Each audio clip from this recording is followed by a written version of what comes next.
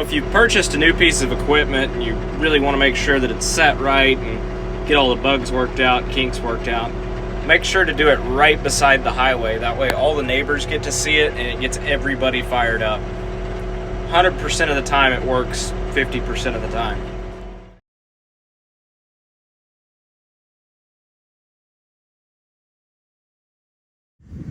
So I've been digging ditches all morning this morning, nothing too exciting. And I blew a hose, no big deal. Went and got my pickup, get some wrenches, make a new hose.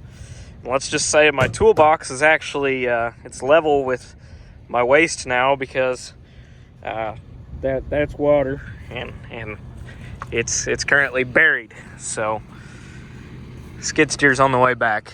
Got the Yankum rope and we're gonna see if we can't get her out. These Yankum ropes work extremely well if you've got enough balls to pull something out. And the problem is we're running out of traction. Back up and get a run at it. This is the thing about the Yankums, is you can kind of jerk on them like this.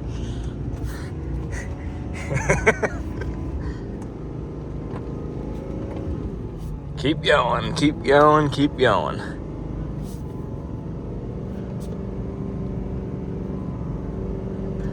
Oh hell, this ain't good. We're gonna have hell getting out of here. Oh, this is not what I want to be doing to this truck.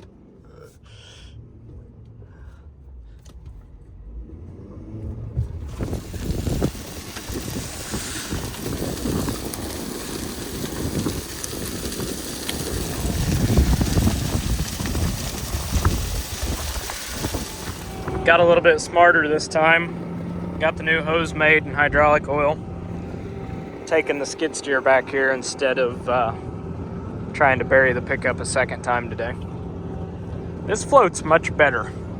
It's on tracks and well, it's hardly leaving a track in the field versus the pickup, well, needless to say, if we drug it out on the frame. So this is a little better option. So here's another really, got this ditch here dug out. There used to always be a ditch here. I just re-ditched it basically. And there was a culvert crossing here, but it was completely silted in. So I dug that out to the creek and got lots of water flowing now. So that's that much more of the field that all this water was just setting on.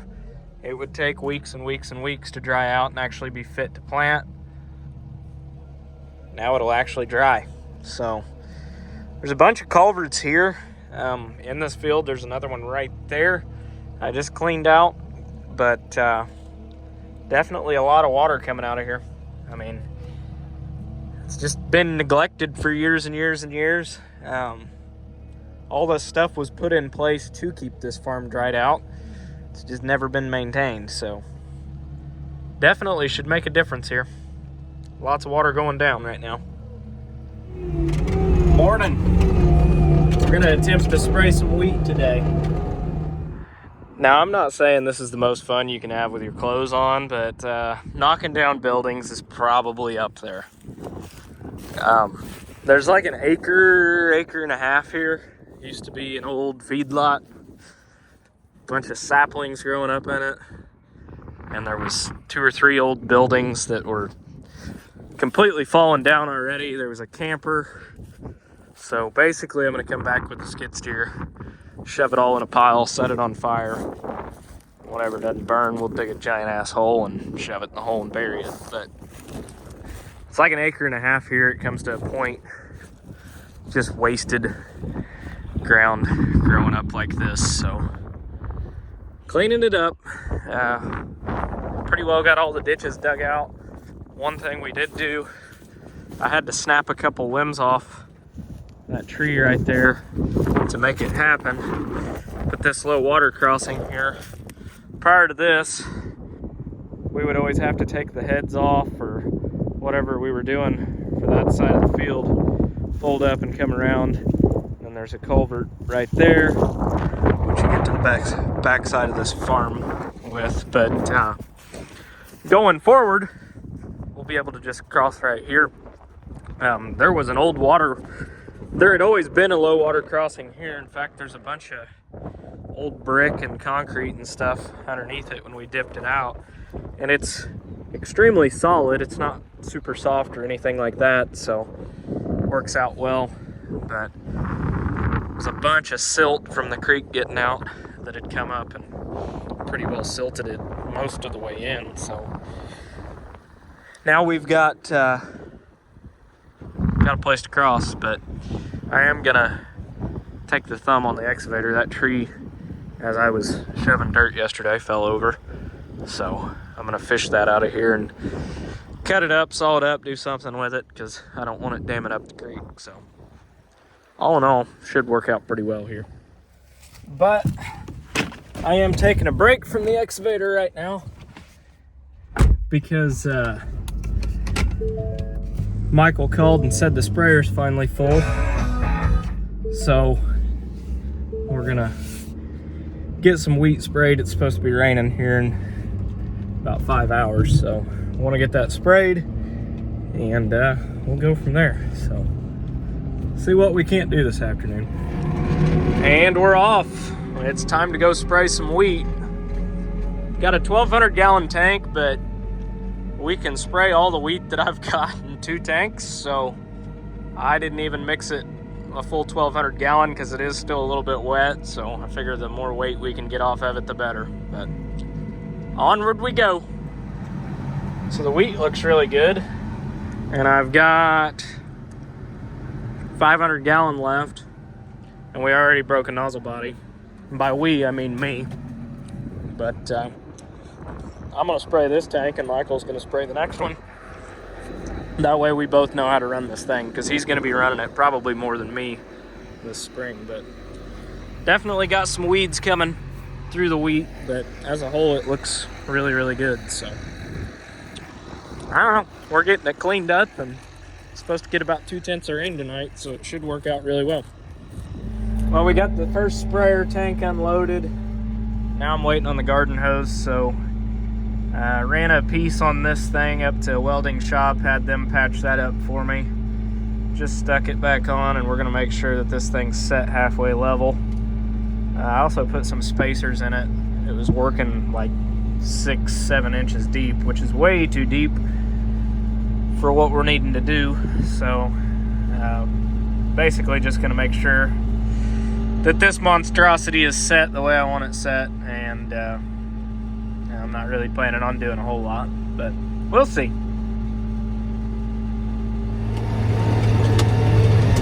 She's pulling. It's rougher than hell out here, but she's pulling. It's still not completely level, so we're gonna pull some pins and make some adjustments, but it's better than it was, put it that way. So naturally, I just can't help myself. I had to keep going, so I'll have an experimental couple fields here. It's literally like 40 acres, so it's not a big deal. That's worked early and worked late, or something like that. I'm basically out here just because it's fun and I'm bored and I'm burning diesel fuel very expensively, but I'm having fun doing it, so that's all that matters. So we're back out here spraying wheat now. Michael said something to me because I don't pay any attention at all. He said, "Stop, check that out," which shows how much I pay attention, because there's an old deer sitting here racking on. And since I don't pay attention and didn't see the deer, he's kicking me out so I can get some YouTube footage for you guys. So it smells like fungicide, insecticide, and herbicide today. You can see the nozzles are pulsing there. As he speeds up, they'll go to pretty well a constant flow, but that thing being 120 foot wide, you get a lot done in a hurry. This field here is 120 acres, and it's not going to take us any time at all. But it's a hell of a machine. The thing about him is he's got a lot more hours on a machine than I do. He's ran a spreader truck and a sprayer a whole lot. He actually came to me from a co-op, so he's pretty experienced.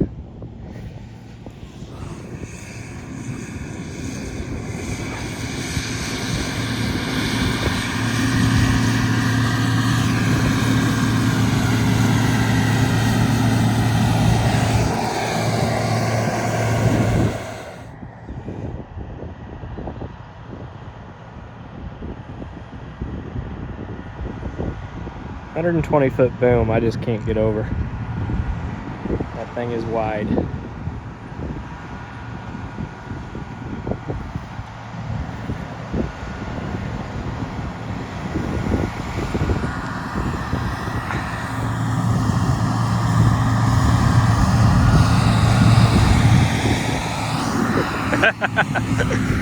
Tilted the boom over me. He would have made it. I was right on the edge.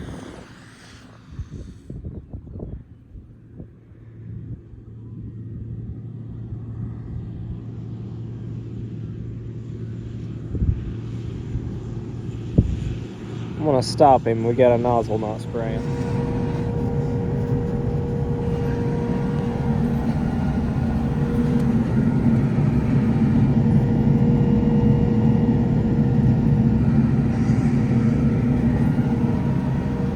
Another terrace that isn't draining like it should. That wheat's not gonna make anything. This is the cleanest that this skid steer windshield will ever be, including the little smudge there, because I had an incident yesterday. I don't really want to talk about it, but 2 windshields in 227 hours now, so I'm not doing too well in that department. Oh boy, the neighbors are in the field. That means we need to get in the field too. Not one of them, but 2 of them. 3 of them. BTOs. Getting with it. I am on my way to go get tile fittings from Kemp's because I'm out of tap tees and I'm almost out of 4-inch connectors. But we dug in.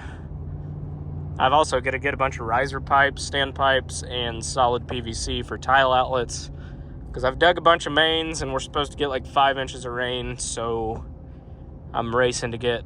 I've got most of the pipe in. I just don't have it covered up or anything hooked up, so I'm racing the rain. It's not supposed to start till tomorrow afternoon, and then my wife is getting induced tomorrow night or Friday morning. I'm not sure yet. We're not sure yet, but she's ready to pop anytime, so I'm racing the rain and racing her right now, so trying to get that knocked out. Michael's stringing out pipe right now, slinging it into the trenches, and then, well, I didn't realize I was out of fittings or I would have got them this morning. So this probably isn't the ideal tile cart, but it works for what we're doing. A couple short little runs. Don't have a tile cart handy right now, so Michael's standing on this piece of tile in the bed right now, and we're just dragging it across the field with the truck. Yes, it will stretch it a little bit, but like I said, it's a short run. It'll work. Laying her in a ditch. Morning. It's Thursday, so we may be having a baby today, and we may not. I'm not sure yet. We're going at 1 o'clock for a doctor's appointment, so we'll see from there. But in the meantime, she's not in labor yet, and we got work to do. So we're gonna finish filling in these tile trenches where the mains are in, and well, we're supposed to get like 9 inches of rain now, so hopefully we get that done before we get all that rain, because I don't want these trenches, the tiles laid in them, and if we get 9 inches of rain with the tile laid in them but not covered up, I'd say that tile's gonna end up down the creek somewhere, so we don't want that. All right, so you can't really tell it now because I filled most of it in, but there was a big valley down through here, and there was a washout ditch that was probably 1.5 feet, 2 foot deep. So I've got a dry dam built there where that standpipe is, and another one built way down there. That is the correct way to fix a washout ditch. Disking them shut every year is not the fix.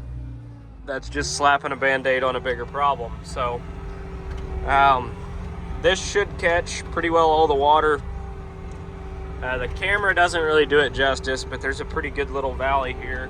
It's a high spot over there, a high spot over there. It V's down into this. And so we've got that dry dam built that's catching all the water off this side of the field that's coming down. And then everything that's valleyed down in here, that second dry dam's gonna catch, which I've still got to shape that one and pack it. I just threw the dirt up there last night because it was dark and I wasn't gonna try and do it in the dark, but then right over this hill, same deal. Got a tile main running down through there as well. There was 2 separate ditches. This is a 35-acre field, I think. 2 separate ditches. Now there won't be any ditches in this field. So the tile that I did lay down through here, which you can see the dirt stacked up over there where I've dug that trench for the other tile, but the tile that I did run in this is big enough. You can definitely tell there's fall here. The camera picks it up a little more. But the tile I put in here is way bigger than what I really need to take this water. But I did that way. I did that way if I ever want to pattern tile this field, I can just find this tile and tie into it and use it as a main and then run laterals up onto the... Actually, right as you crest that hill, it gets really flat and it's really good dirt, but it's not... It's got a couple springs in it and there's a few wet spots in it. So I would like to run a couple of laterals eventually out to those spots, at least, if not just pattern tile the whole field. So that's why these pipes are bigger than what they really need to be, is so it could handle more water down the road if I decide to add to it. Just trying to think ahead. It costs a little bit more right now, but I think long term it's a lot cheaper. So that's what we're doing. So here's the ditch we're flowing into. And as you can see, we've already got water flowing. It's not a lot, but I kid you not, I just filled this tile over, or filled it up, filled it in, whatever you want to call it, covered it. Did that like 10 minutes ago. Finished filling this up through here. And we've already got water running out, so that makes a guy glad to see it. Glad to see everything's flowing. Apparently we've got some grade because we got water flowing, so. On to the next one, right there. See if we can't get water flowing out of that one too. The next step's gonna be to get the Steiger out. We got dry dam 1, dry dam 2, right there. It's starting to rain now. Dry dam 3 and dry dam 4. So we put 2 of them, or we put 2 different tile lines in, but 4 riser pipes, stand pipes, whatever you want to call them total. 4 terraces, and we should be able to farm this field without worrying about jumping ditches from now on. So life's gonna be good, hopefully. Should be really, really nice farming this as it should be, instead of jumping ditches and worried about erosion all the time. Well, we beat the rain just in time, getting this filled in. But I'm coming out here now and just kind of dragging this real lightly across the top just to level things up. That way water flows where it's supposed to flow and all that. We don't have any high spots or low spots. So anyhow, it's pouring pretty good. So I'd say as soon as I'm done with this work, if I even get done with this, because it's getting mighty tacky already, so we'll see.